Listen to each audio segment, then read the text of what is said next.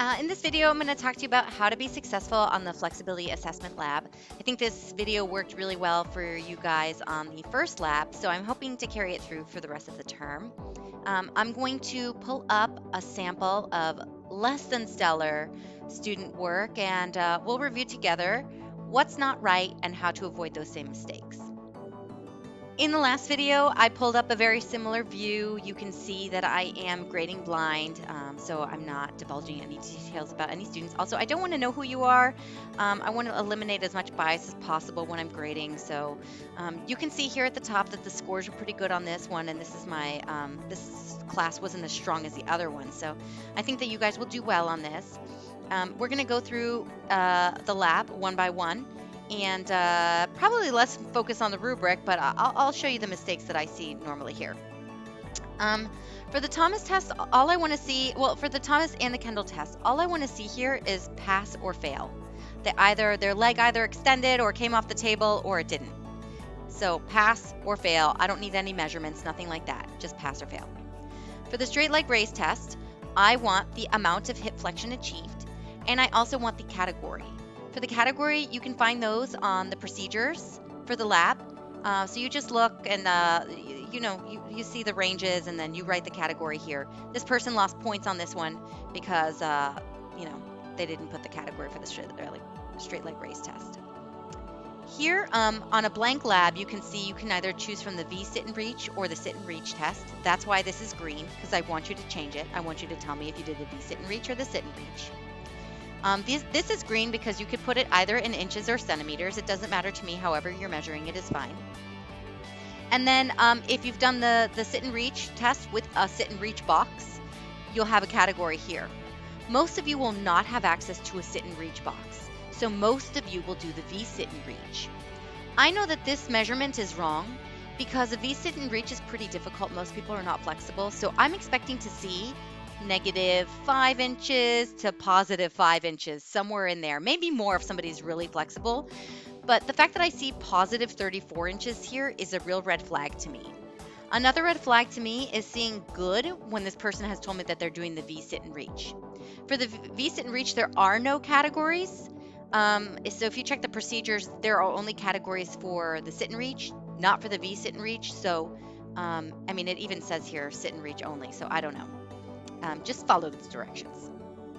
For the shoulder elevation test, you're going to put your number here. Again, this is green because you can do it in inches or centimeters. And then again, on the lab procedures, there are categories. You're just going to put the category of that the person achieved here. Again, for the shoulder rotation test, inches or centimeters, that's why it's green. You choose your measurement type.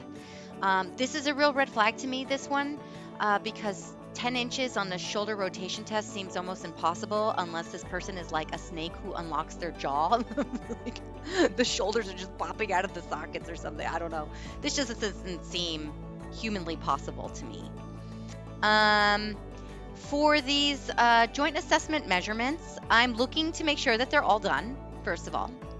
And then I'm looking to make sure that they make sense. Do they fall within the parameters? Do they seem, I don't want you guys to go crazy trying to get the right score. This is just practice to give you an idea, especially for those of you who want to go on to PT school. This is something you'll be doing a lot of.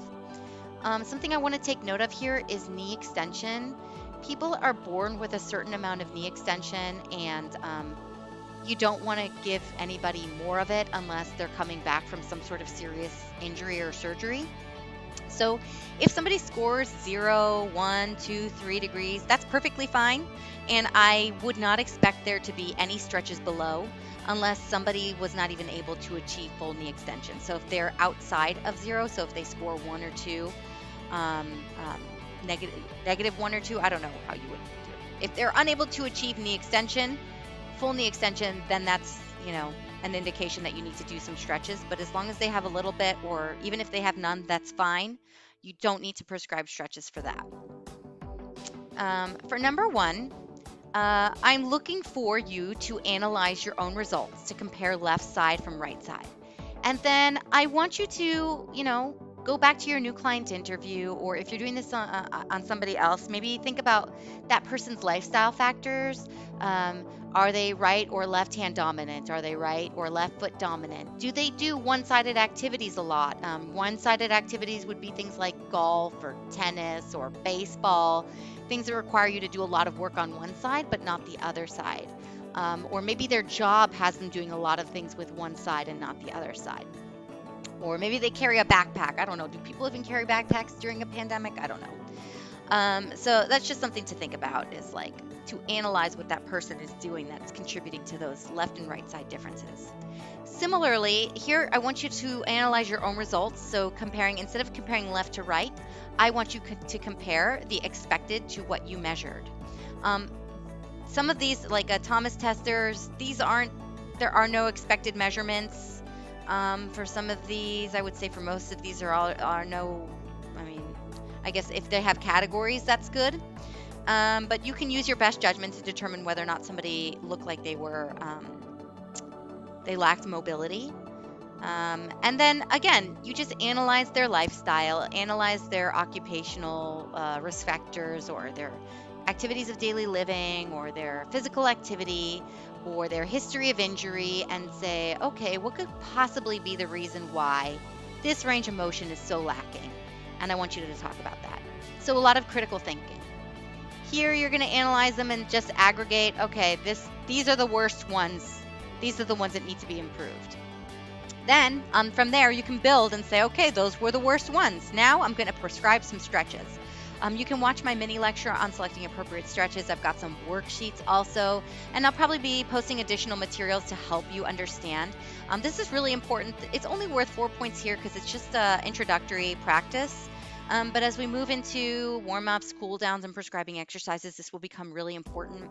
I recommend you walk around and try things out on yourself, see how it feels. Does it feel like the muscle I'm trying to stretch is stretching? Does it feel like if I do this stretch, it's going to improve this particular motion? So use everything at your disposal, from the materials I provide you to your own personal experiences, to help you select stretches here in this very low-stakes way. For number 3, comparing when you would use one over the other, or when you would use both, I just want you to think critically about it.